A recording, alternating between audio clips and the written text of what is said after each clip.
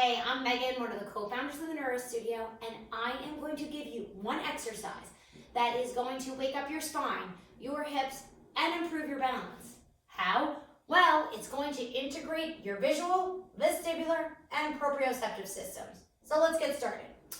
I have this yoga bolster, or you can also use your couch cushion to help prop your body up on days where you just don't have the strength or it feels impossible to hold yourself in this position.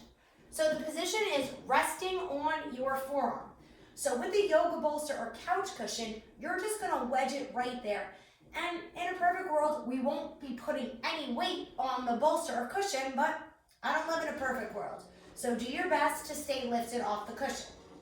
Now I'm gonna remove this cushion so you can see what I'm doing. So the first thing we're gonna do is take your top hand and grab your top knee.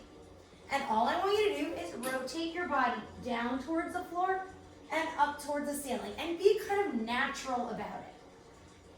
So I always like my clients to do the exercise first before you make all these corrections you might not need. So first thing to think about is our top hand and leg. Is your hand sliding up and down your leg? Is your shoulder going up and down? Well, grab the knee or get a good grip of your pants.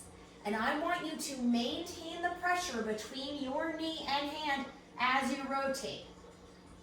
So this top leg's gonna move with you. And as soon as I do that, I'm forced to pay more attention. And by touching my knee, my brain knows where I am in space. Take a break for a sec. Let's try that on the other side. Again, bring your cushion if you need it. I'm not gonna use it so you can see what I'm doing. Okay, resting on our left forearm, grabbing that right knee. From here, rotating down towards the floor and up to the ceiling.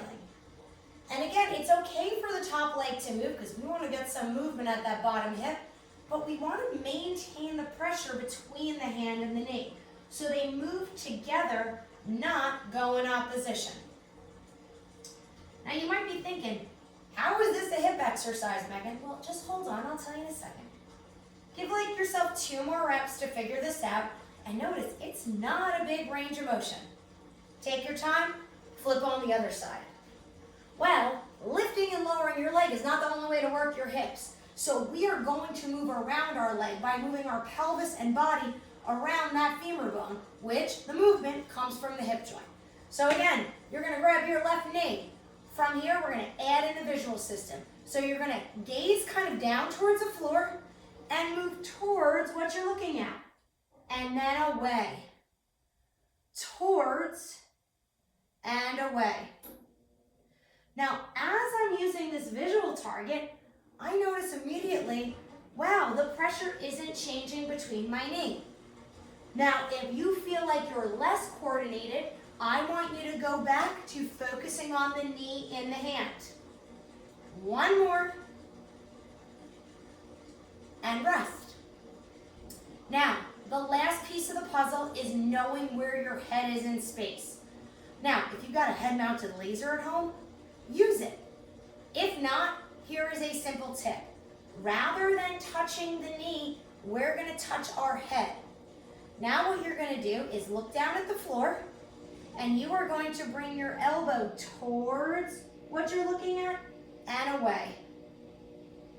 Towards and away, towards and away. By having our hand on our head, it's helping our brain know where our head is in space, and we're actually using our peripheral vision, so bonus cranial nerve. All right, sit up for a sec before we go to the other side. Now here's the key. All of us are different. Thank God, nobody needs another Megan. Some of you might have benefited from just that proprioceptive cue of where your lower body was in space in relation to your upper body. Some of us, myself, did best with the visual target, and then others are going to do best with the proprioceptive, visual, and vestibular by touching your head and using your peripheral vision. So what I want you to do right now is pick one, and we're going to do it again 5 more times. Now, pick the one that felt like the easiest to do. If you're having to ask, what is she talking about? It's not good sensory intel to your brain. Don't worry. All right? So for me, I liked holding my knee And I'm just going to use the visual target. You might be holding your head or just focusing on the knee, and you can do that with your eyes closed. From here, move towards and away from the floor, either using your visual target or not. And my daughter will have to go listening to her watching.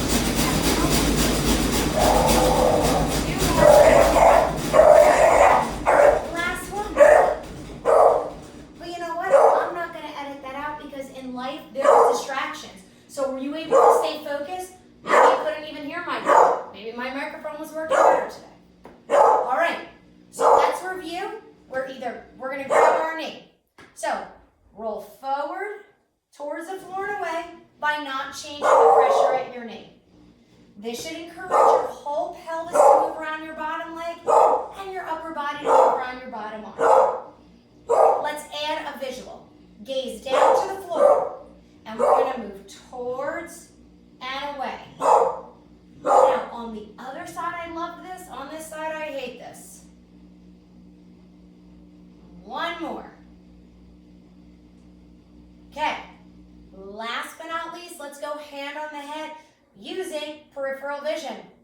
From here, you're just going to rotate down and up. Now, if you hated the visual cue like myself, don't take a visual cue.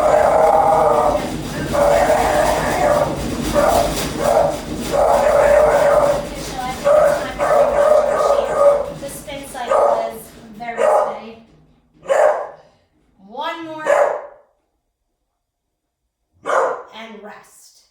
So, to go over everything we did, we propped ourselves on our forearm. We used a pillow if we needed to. We got our entire body to rotate, but the focus was actually at the shoulder joint, what's called our glenohumeral, the ball in the socket, and our hip joint. So not a ton of spinal rotation. We were really hinging our whole body around our limbs. We could use a proprioceptive touch-based cue, either at the knee or the head to help with head position, or a visual cue. Now, a little thing about the visual cue, if it wasn't good for you, that often means your head or your body, there was a blind spot in your visual field. So don't get discouraged, it just is something we can work on. And last but not least, I give you a visual cue to the floor. You can always look up to the ceiling and move away and back towards. Think when you're using your visual target, notice what you're looking at, and then tell your brain how you need to move. Do you need to move closer, or do you need to move further away? So, we activated our hips, got our three balance systems, visual, vestibular, and proprioceptive, to turn on, and hopefully you got a little better balance after this quickie. Thanks, guys, and if you like this video or any of our other videos, like this, give us a follow, comment below.